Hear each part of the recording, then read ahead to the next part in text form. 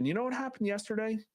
The very day before John Thune comes out pretty aggressively against RFK Jr., Donald Trump, for the very first time, implied that maybe there would be some investigations into Operation Warp Speed because maybe not everything was above board. Isn't that a really crazy coincidence?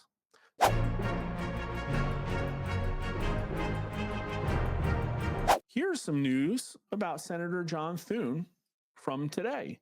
RFK Jr. will face hard questions over the CDC shakeup, Thune says. Senate Majority Leader expressed frustration over the firings of recently confirmed officials. Oh, that's so sad. So basically, Donald Trump has his leaders in, which John Thune wants because the president needs his team. But then Thune gets them confirmed, and then something happens and they get fired. And that's a bridge too far. He really got upset here. I would say, that because somebody's supportive of or in favor of the vaccines, it's not disqualifying for the CDC job. So I assume he'll have some tough questions to answer tomorrow. And tomorrow was today, and there were certainly some tough questions. It was an absolute clown show. Honestly, he's got to take responsibility, Thune said. We confirm these people. We go through a lot of work to get them confirmed, and they're in office a month? Well, if they're scumbags, if they're conflicted, if they're standing in the way of Trump's agenda, how is this a surprise to Washington, D.C.? Sometimes people got to go because people are often conflicted. Now, there's stories like this. I don't know too much about this particular outfit, but I do know they're pulling data from Open Secrets, and this is awfully interesting. Pharma showers John Thune with campaign cash. This out of May 2022. Now, this part's fascinating. Pharma's new favorite lawmaker, John Thune. It's a relatively new Washington tradition.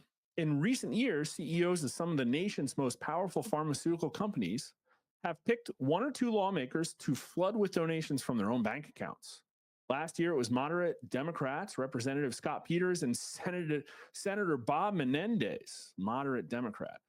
The year before, it was Republican Senator Tom Tillis. Oh, I've called Tom Tillis out for his pharma backing before, because he's the one that apparently shut down Ed Martin's initial confirmation. And it was after Ed Martin came out in favor of Donald Trump's, pharmaceutical pricing plans, the most favored nation.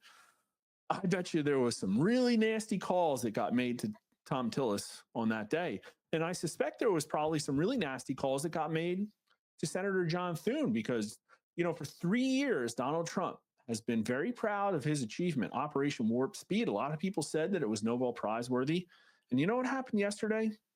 The very day before John Thune comes out pretty aggressively against RFK Jr., Donald Trump, for the very first time, implied that maybe there would be some investigations into Operation Warp Speed because maybe not everything was above board. Isn't that a really crazy coincidence?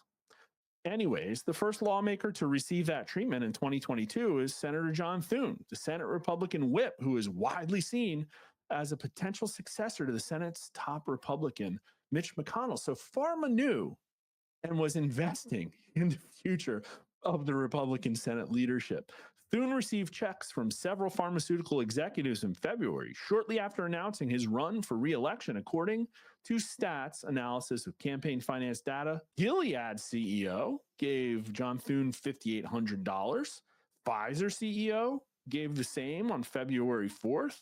CEO of Eli Lilly gave Thune another $2,900. It goes on and on and on. Now, that's a lot of individual small amounts because there are limits.